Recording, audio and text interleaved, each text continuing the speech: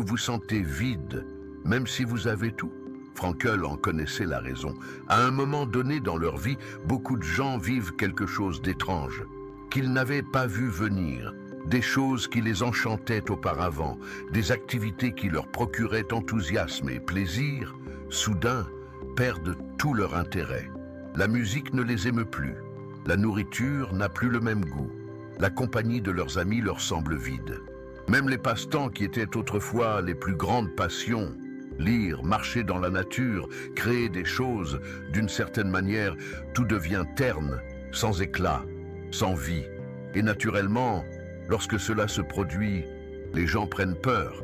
Ils pensent qu'il y a quelque chose qui ne va vraiment pas. Elles pensent qu'elles sont déprimées, qu'elles sont malades, qu'il y a un déséquilibre chimique dans leur cerveau qui doit être corrigé. Ou elles croient qu'elles sont simplement devenues cyniques, désabusées, que la vie les a usées et qu'elles ont perdu la capacité de ressentir de la joie. Et alors elles se demandent, avec une douleur sincère, « Que m'est-il arrivé ? Pourquoi je ne ressens plus rien ?» Mais, et si je vous disais que cette perte de joie, ce sentiment de vide, ce manque de saveur dans la vie, n'est pas nécessairement un problème? Et si cet état qui ressemble à la mort était en fait une sorte de naissance? Et si la disparition de la joie, telle que vous la connaissiez, n'était que l'ouverture d'un espace pour quelque chose de nouveau, quelque chose que vous n'avez pas encore reconnu, parce que vous êtes encore à la recherche des sensations anciennes, des anciens enthousiasmes, des anciennes façons de vous émouvoir? Laissez-moi vous expliquer ce que je veux dire. Vous voyez, la plupart de ce que nous appelons joie ou plaisir dans la vie quotidienne est en fait une sorte de soulagement. C'est la satisfaction d'un désir, le comblement d'un manque, le soulagement d'une démangeaison. Vous avez faim et alors vous mangez. Et il y a du plaisir dans cela. Mais remarquez bien, ce plaisir dépend de la faim. Sans la faim, manger devient quelque chose de mécanique. Vous vous sentez seul, et puis quelqu'un vous accorde de l'attention, et il y a de la joie là-dedans. Mais cette joie dépend de la solitude. Sans le sentiment de manque, l'attention ne vous émeut pas. C'est ce que Bouddha voulait dire lorsqu'il affirmait que la vie est souffrance, ou plus précisément, que la vie est insatisfaisante. Non pas que tout soit misérable, mais que ce cycle constant de désir et d'obtention, de manque et de comblement, de démangeaison et de soulagement est instable par nature. Il repose sur un sentiment d'incomplétude, que quelque chose manque, que vous n'êtes pas suffisant tel que vous êtes. Et ainsi, nous passons notre vie à courir après ces petits moments de soulagement, ces brèves satisfactions qui surgissent lorsqu'un désir est comblé. Nous appelons cela le bonheur, nous appelons cela de la joie. Mais en réalité, ce n'est que la cessation temporaire d'un inconfort. C'est comme si quelqu'un vous frappait à la tête avec un marteau, puis s'arrêtait. Et vous ressentez un soulagement, et vous appelez ce soulagement du plaisir. Mais personne ne se demande pourquoi vous étiez frappé avec le marteau en premier lieu. Maintenant, ce qui arrive à certaines personnes, et c'est ce qui vous arrive, si vous avez l'impression d'avoir perdu votre joie, c'est qu'elles commencent à voir ce jeu. Elles commencent à réaliser que tous ces plaisirs qu'elles poursuivaient étaient en fait des moyens d'échapper à l'inconfort. Et une fois que vous voyez cela, une fois que vous comprenez vraiment, les anciens plaisirs ne fonctionnent plus. Se gratter ne soulage plus la démangeaison parce que vous avez réalisé que c'est vous qui créez la démangeaison juste pour ressentir le plaisir de vous gratter.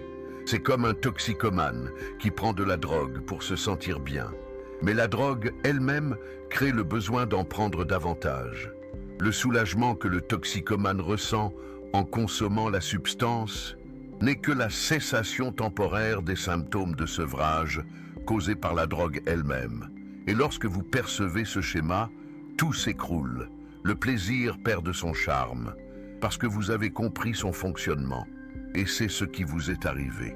Vous avez compris le jeu qui consiste à rechercher le plaisir et à éviter la douleur. Vous avez réalisé, peut-être pas avec votre esprit, mais avec tout votre corps, que toutes ces joies que vous poursuiviez étaient en fait des moyens élaborés de fuir vous-même. Le moment présent, ce qui est simplement Et maintenant, vous vous trouvez dans cet état étrange. Les anciens plaisirs ne fonctionnent plus. Les anciens enthousiasmes ne vous enthousiasment plus. Vous avez perdu la capacité de vous distraire, d'être transporté hors de vous-même par des expériences et des sensations. Et cela ressemble à la mort.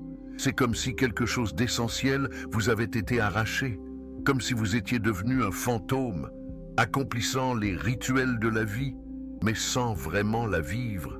Mais il y a quelque chose que vous devez comprendre.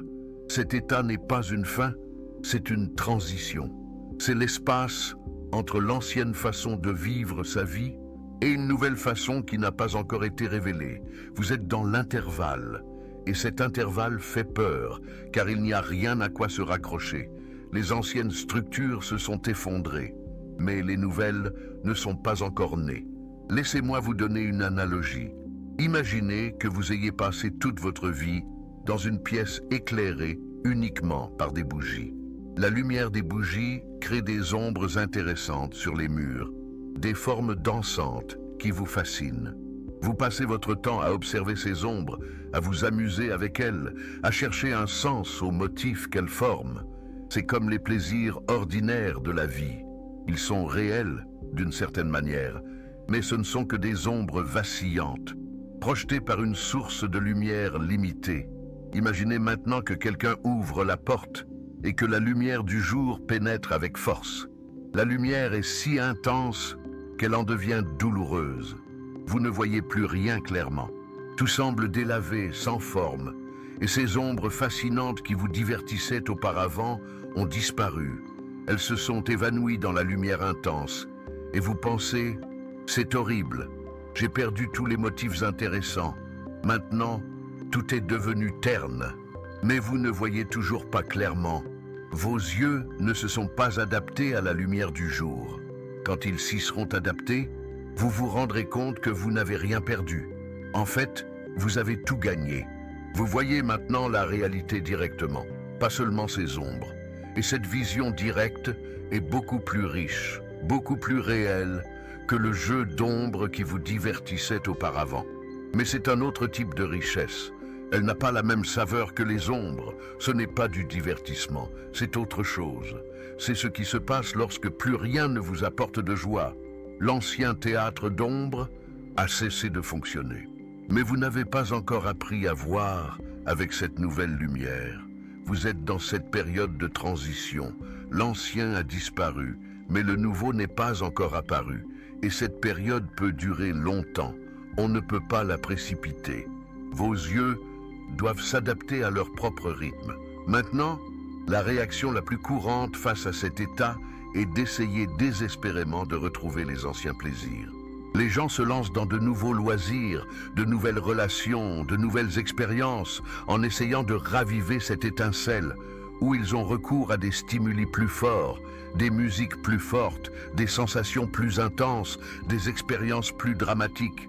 Comme quelqu'un dont les papilles gustatives sont engourdies et qui commence à utiliser des piments de plus en plus forts, juste pour ressentir quelque chose. Mais cela ne fonctionne pas. En fait, cela empire les choses. Car ce dont vous avez vraiment besoin, ce n'est pas plus de stimulation, c'est moins. Ce dont vous avez besoin, c'est d'arrêter de courir, d'arrêter de chercher, d'arrêter d'essayer de combler le vide avec des expériences et des sensations. Ce dont vous avez besoin, c'est simplement d'être avec ce qui est, sans essayer de le transformer en autre chose. Et là, quelque chose d'extraordinaire commence à se produire. Lorsque vous cessez d'essayer de fabriquer de la joie, vous découvrez qu'il y a quelque chose qui est présent tout le temps, mais que vous n'aviez jamais remarqué, parce que vous étiez trop occupé à courir après le plaisir. Ce n'est pas exactement de la joie, au sens ancien du terme. C'est plutôt une suffisance, un sentiment fondamental que tout va bien, exactement comme ça. Non pas parce que tout est parfait ou agréable, mais parce que c'est complet, c'est suffisant. Vous n'avez besoin de rien d'autre. Les anciens plaisirs dépendaient du contraste, les bons moments contre les mauvais moments, le plaisir contre la douleur, l'excitation contre l'ennui. Mais ce nouvel état, cette suffisance, ne dépend d'aucun contraste. Elle est là tout le temps, que tout aille bien ou mal, que vous soyez à l'aise ou mal à l'aise, que vous ressentiez du plaisir ou de la douleur. C'est comme découvrir que vous avez passé toute votre vie à courir d'une pièce à l'autre dans une maison, à la recherche de quelque chose. Et soudain, vous réalisez que ce que vous cherchiez, c'était la maison elle-même. Elle était là depuis le début. Vous étiez à l'intérieur. Vous êtes elle, mais vous ne le voyiez pas, parce que vous étiez trop occupé à chercher. Maintenant, je dois vous avertir de quelque chose. Quand je décris cet état comme une suffisance ou comme un sentiment que tout va bien, vous pouvez penser que cela semble un peu ennuyeux. Vous pouvez penser, c'est tout, être en paix avec les choses, cela ne semble pas très excitant. Et vous avez raison, ce n'est pas aussi excitant que les plaisirs d'autrefois. Cela n'a pas le goût des pics émotionnels, des hauts et des bas, du drame et de l'intensité. Mais voici ce que vous devez comprendre. L'excitation fatigue. Le drame fatigue.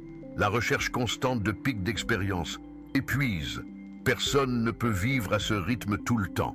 Ce qui se passe, c'est que vous avez de brefs moments d'intensité et de longues périodes de vide en attendant le prochain pic. Et ces creux deviennent de plus en plus profonds et vous avez besoin de stimuli de plus en plus forts pour atteindre les mêmes pics. C'est le schéma de la dépendance. Et la plupart des gens sont dépendants de l'expérience, dépendants des sensations, accros au drame de leur propre vie. Ils créent des problèmes juste pour pouvoir les résoudre. Ils créent des tensions juste pour ressentir le soulagement. Ils provoquent des émotions juste pour se sentir vivants. Et ils appellent cela de la joie. Mais ce n'est que de l'agitation, ce que vous avez perdu quand plus rien ne vous apporte de joie. C'est l'addiction à ce schéma. Et comme toute personne en sevrage, vous vous sentez très mal, vide, apathique, mort. Mais ce que vous ressentez en réalité, c'est l'absence d'agitation. Et au début, l'absence d'agitation ressemble à la mort. Parce que vous avez été agité pendant si longtemps, que vous avez oublié ce que c'est que d'être simplement en paix. Laissez-moi vous parler d'un homme que j'ai rencontré une fois. Il était extrêmement énergique. Toujours en train de faire quelque chose, toujours à la recherche de nouveaux projets ou plaisirs. Il voyageait sans cesse, collectionnait les expériences comme d'autres collectionnent les timbres, lisait tout le temps, apprenait tout le temps, recherchait toujours de nouvelles sensations. Et il en était fier. Il croyait qu'il vivait vraiment, qu'il tirait le maximum de la vie. Puis, quelque chose s'est passé. Je ne sais pas exactement quoi, peut-être simplement le poids des années. Mais il a perdu son enthousiasme, toutes ces activités qui semblaient si importantes. Soudain, elles lui semblaient insignifiantes. Voyager l'ennuyait. Les livres ne retenaient plus son attention. La nourriture avait toujours le même goût, et cela le déprimait. Il pensait que la vie était finie, qu'il avait vieilli et s'était usé. Mais alors, après avoir passé quelque temps dans cet état, quelque chose a changé. Il m'a raconté qu'un jour, il était assis dans le jardin sans rien faire de particulier, juste assis. Et soudain, il s'est rendu compte qu'il était complètement en paix. Pas excité, pas diverti, juste en paix, présent, ici. Et il a compris que toute cette agitation précédente était une forme d'évasion. Il avait peur de ce simple fait d'être là. C'est pourquoi il remplissait sa vie d'activités et de stimuli pour éviter cela. Et maintenant que tout cela avait cessé, il a finalement découvert ce qu'il essayait d'éviter. Juste cela, ce moment, cette respiration, cette vie.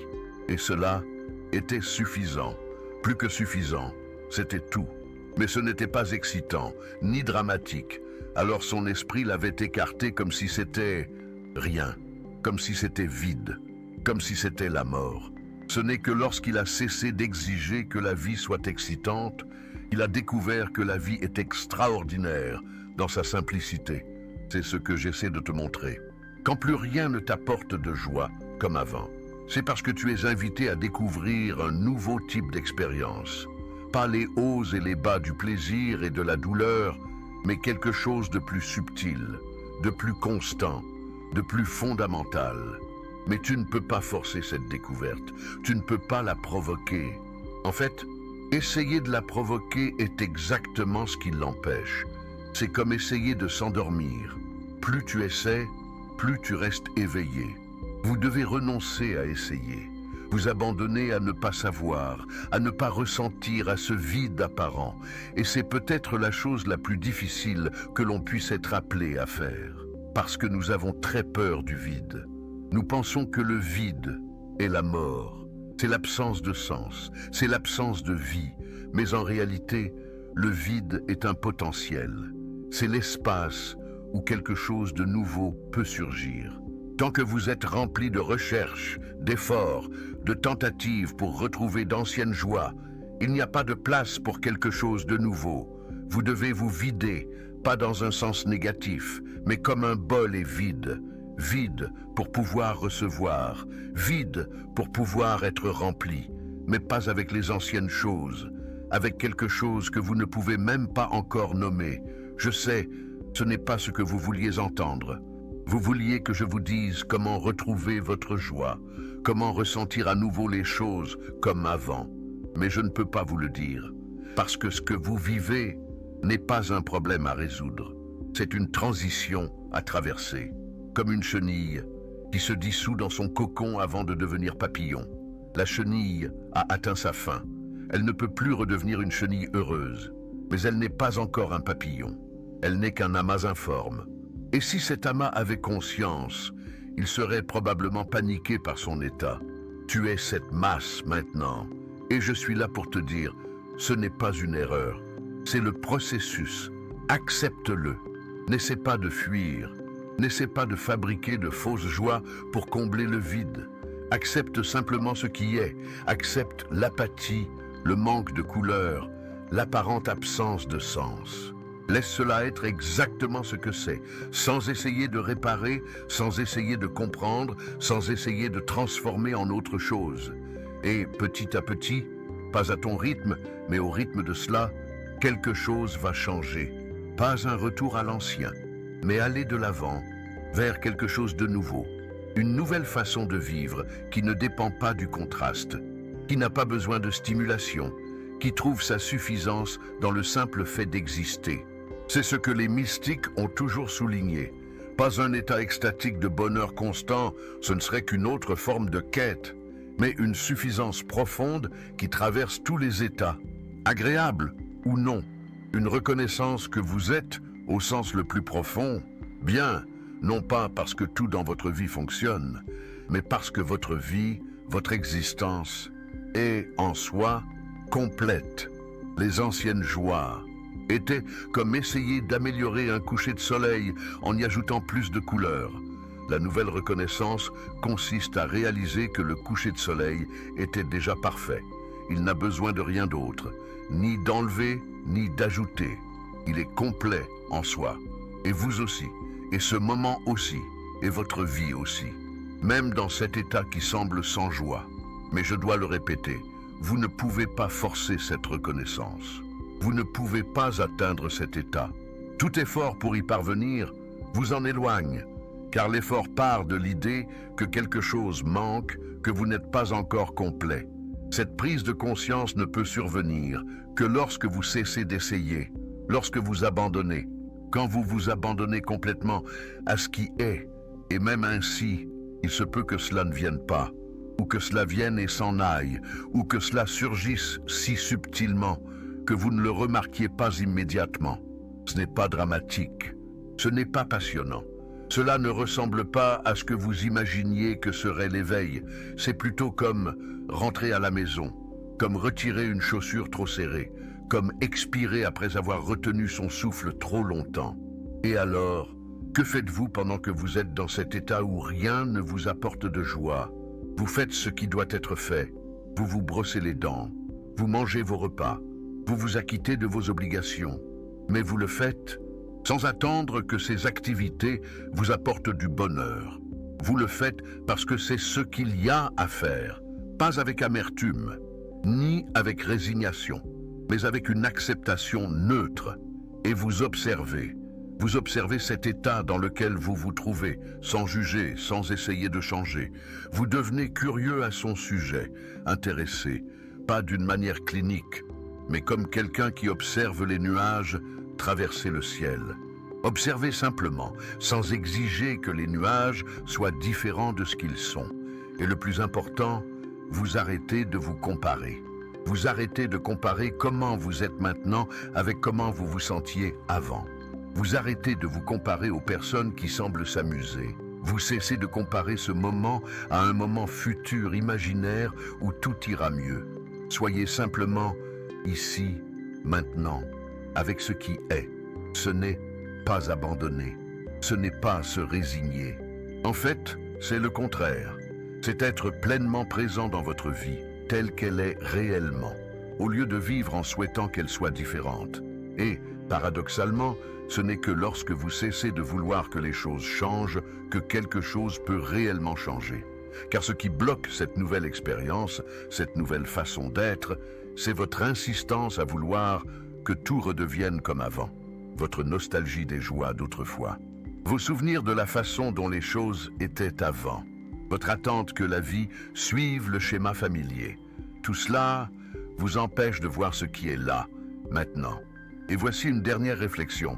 Peut-être que la raison pour laquelle rien ne vous apporte plus de joie est que vous avez trop grandi pour les joies d'autrefois. Peut-être êtes-vous devenu trop grand pour ces petits plaisirs, trop profond pour ces satisfactions superficielles. Non pas parce que vous êtes meilleur que les autres, mais parce que votre conscience s'est élargie et les anciens récipients ne peuvent plus contenir ce que vous êtes devenu. Un enfant est enchanté par les bonbons. Un jeune est enthousiasmé par la romance et l'aventure. Un adulte trouve satisfaction dans les réalisations et la reconnaissance. Mais il arrive un moment, pour certaines personnes, où tout cela est vu clairement. C'est reconnu comme temporaire, conditionnel et, finalement, insatisfaisant. Et alors, que reste-t-il? Il ne reste que l'existence elle-même, le fait brut d'être en vie, d'être conscient, d'être ici, et cela peut sembler insignifiant, comparé à l'excitation des bonbons, des romances, des conquêtes. Mais en réalité, c'est tout. C'est la base, à partir de laquelle toutes ces autres choses ont émergé. C'est ce qui existait avant que vous n'appreniez à rechercher le plaisir et à éviter la douleur. C'est ce qui reste lorsque toute recherche cesse. Et cela n'est rien. Ce n'est pas le vide au sens négatif, c'est la plénitude, c'est l'intégrité, c'est la complétude. Mais c'est si simple, si ordinaire, si peu dramatique que l'esprit l'ignore tout le temps. Toujours à la recherche de quelque chose de plus excitant, de plus stimulant, de plus spécial. Mais ce que vous êtes appelé à découvrir, c'est qu'il n'y a rien de plus spécial que cela. Ce moment, cette respiration, le simple fait d'être en vie, non pas parce que cela vous fait vous sentir bien, non pas parce que c'est agréable, mais parce que c'est réel. C'est ce que c'est, et cela est suffisant. Cela l'a toujours été. Vous l'aviez simplement oublié pendant un certain temps. Alors, quand plus rien ne vous apporte de joie, ne désespérez pas. Vous n'avez pas perdu votre capacité à ressentir. Vous avez perdu votre dépendance à un type spécifique de sensation. Et dans cette perte, il y a une ouverture, une possibilité, une porte vers une nouvelle façon d'être humain. Franchissez cette porte, non pas en essayant de la franchir, mais en restant immobile et en découvrant que vous êtes déjà de l'autre côté. Vous l'avez toujours été. Vous ne l'aviez simplement pas remarqué, parce que vous étiez trop occupé à chercher. Maintenant, vous n'avez plus rien à chercher, et cela n'est pas une perte. C'est le plus beau cadeau que vous puissiez recevoir.